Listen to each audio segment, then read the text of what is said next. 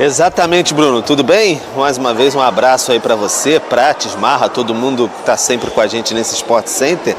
Tem esse clássico agora, Flamengo classificado na Libertadores, tranquilidade nesse sentido, embora em segundo lugar, esperava que fosse em primeiro, mas só volta a Libertadores em agosto, então é hora de focar totalmente no Campeonato Brasileiro. Também vai ter a Copa do Brasil um pouquinho mais para frente, mas agora é a hora do Campeonato Brasileiro. O Flamengo tem 2 desfalques para essa partida, o Léo Pereira e também o Ayrton Lucas, lesões musculares ali na parte posterior da coxa esquerda, lesões bem parecidas, inclusive, tempo de recuperação similar, 15 dias basicamente, que devem ficar fora da equipe. Então o Vinha entra no lugar do Ayrton Lucas e na defesa fica sempre aquela dúvida. Fabrício Bruno, que recusou o West Ham da Inglaterra, não teve um acerto salarial, seria vendido por 15 milhões de euros, o Flamengo aceitou, mas não houve esse acerto. Ele volta à equipe titular, ficou no banco de reservas contra o Milionário justamente por conta dessa negociação, ou a dupla vai ser mantida, Davi Luiz e Léo Ortiz, a dupla que foi bem contra o Milionários. Então cabe ao Tite escolher nesse treinamento de hoje, também amanhã, no Ninho do Urubu. Também o Tite tem que aproveitar esses últimos momentos aí pré-Copa América com os seus convocados, os estrangeiros que o Tite tem, De La Cruz, enfim, Pulgar, também Arrascaeta, Varela, o próprio Vinha também, principalmente uruguaios ali e o chileno, porque eles, depois do clássico contra o Vasco, eles se apresentam às suas seleções e aí é muito difícil que voltem ainda para disputar algum jogo antes da Copa América. O Flamengo até numa tentativa, talvez, de contar com os uruguaios, mas sabe que é difícil essa possibilidade. Enfim, talvez conte com os uruguaios e chilenos, o Pulgar, bem depois da Copa América, só depois, perdão, da Copa América. Então fica essa questão aí, tentar utilizar esse time com força total agora, força possível total nesse clássico contra o Vasco, arrancar, quem sabe, essa vitória e depois seguir a toada no Campeonato Brasileiro com vários desfalques, mas o Flamengo já imaginava que os teria nessa sequência de temporada. Lutou para paralisar a competição durante a Copa América. Não foi possível, então vai ter que lidar com esses remendos aí possíveis durante a competição sul-americana que vai ser disputada de seleções nos Estados Unidos. Bruno. Pois é, as Copas param, né? Libertadores para, mas o Campeonato Brasileiro não, pelo contrário, agora com jogos acumulados por causa da paralisação pela triste tragédia no Sul. Prates, nos últimos 5 clássicos, o Vasco não ganhou nenhum, hein? Dos últimos 5. Tá na hora de ganhar, né? 1 empate e 4 vitórias do Flamengo. Tá na hora?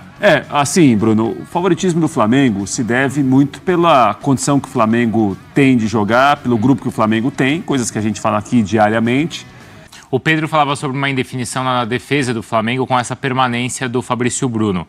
Permanece e volta ao time titular, Prates? Então, Bruno, a gente vai ter de ver, porque o Tite usa muito essa métrica da meritocracia, obviamente, da maneira que ele observa os jogadores.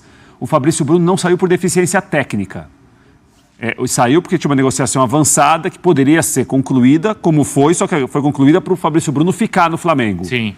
Me parece que o caminho natural seria ele voltar. Por mais que a impressão de quem jogou contra o Milionários foi uma impressão positiva, o Fabrício Bruno não estava comprometendo no time, não fazia jogos ruins, não saiu porque, olha, teve um acumulado de erros, de problemas, de falhas e saiu, não.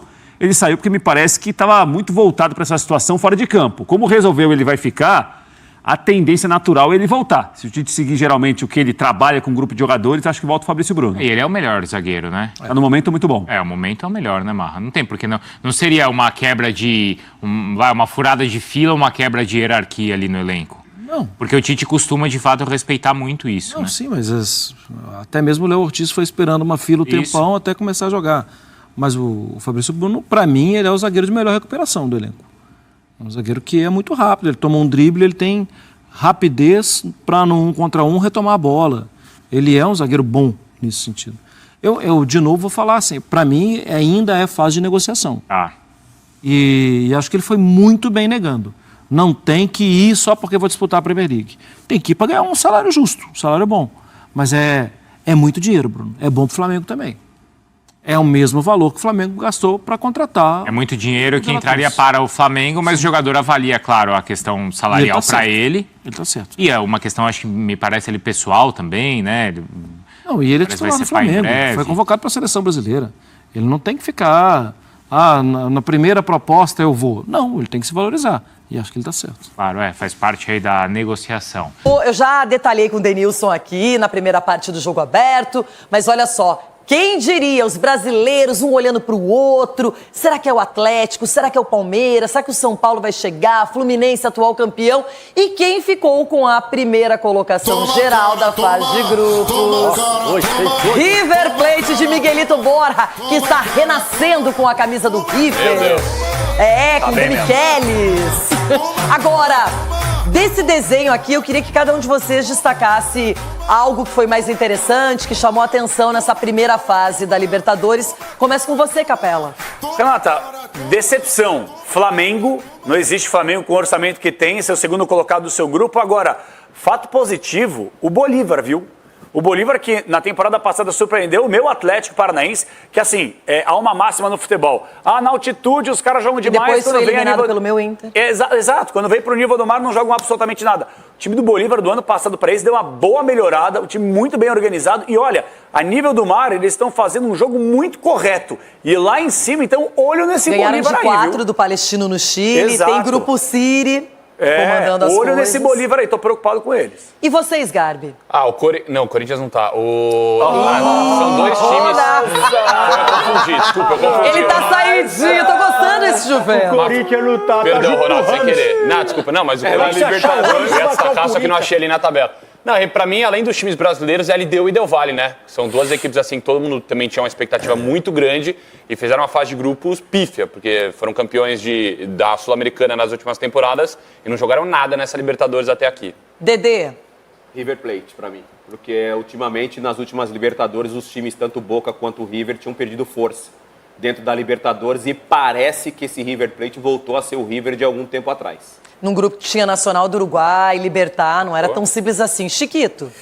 O Fluminense, né, o atual campeão, que poderia sofrer aquele desgaste dos metais, né, no ano subsequente, mas continuou se reforçando, já renovou o contrato do Diniz até o fim de 25, deu uma osciladinha, mas já voltou a se recuperar e está entre os primeiros colocados. E no grupo do Grêmio ali, tirando o Grêmio, que ainda tem jogos a fazer, o Achipato acho que foi uma surpresa, o Estudiantes já está eliminado e o The Strongest fez campanha, não só na altitude, mas também, né, conseguiu um empate no Chile lá contra o Achipato, fez 10 pontos e já está classificado também. Eu achei que o Capela ia falar que o Fluminense também estava na mesma batida do Palmeiras, porque o Fluminense, por exemplo, foi engolido pelo Corinthians aqui. O Fluminense, para ganhar do Aliança Lima, engolido. Foi bem. Foi bem? Gostei. E aí vai jogar com o Aliança Lima no Maracanã e sofre. Duas vezes o time peruano na frente. Então eu acho que o Fluminense é um que precisa oscilar menos. Thiago Silva chegando. Ronaldão, pra você, ou decepção ou algo legal? Eu ia falar do São Paulo, mas eu vi o Cobressal ali.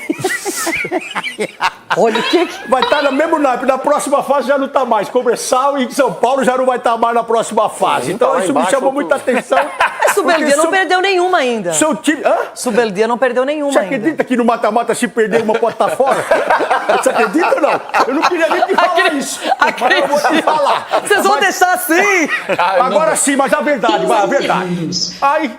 não dá pra falar a verdade. Fica por aí, Rona. Voltamos aos potes da Libertadores em 1 e 2. De um lado, os primeiros colocados de cada grupo, de outro, os segundos que não são tão segundos assim, não é? Everton Guimarães. Aqui a gente tem de um lado aqueles que conseguiram a supremacia nos seus respectivos grupos, só que no outro lado tem, por exemplo, Botafogo, Flamengo, Peñarol. E aí, Everton, você que acabou também perdendo pro Peñarol aí em Minas com um dos seus times. Então, Renata, tá fedendo um confronto novamente entre Atlético e Peñarol. Agora, se você perguntar para mim, Everton, se você pudesse escolher, aí eu escolheria o Colo-Colo, hein? Aí é delicinha. Só que nem isso é garantia, porque quem comanda o Colo-Colo, por exemplo, é o Almiron, que chegou na final da Libertadores diante do Fluminense, só que era o técnico do Boca Juniors. Exato. E aí, Ronaldão, você que tá olhando bem profissional, sem elementos emocionais. Sem preocupação nenhuma. A verdade é assim, olhando esses potes, né? Eu analiso aqui 2 times que eles sempre se enroscam no começo dessa competição, depois começam a fazer a diferença.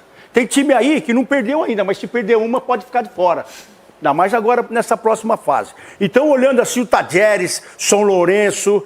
Vou colocar mais um, o Peñarol, que pode surpreender. Agora, os demais não, podem vencer aí, com tranquilo. Menos o Bolívar também, acho que foi outro que, né, destoou um pouco por ter altitude e, mais uma vez...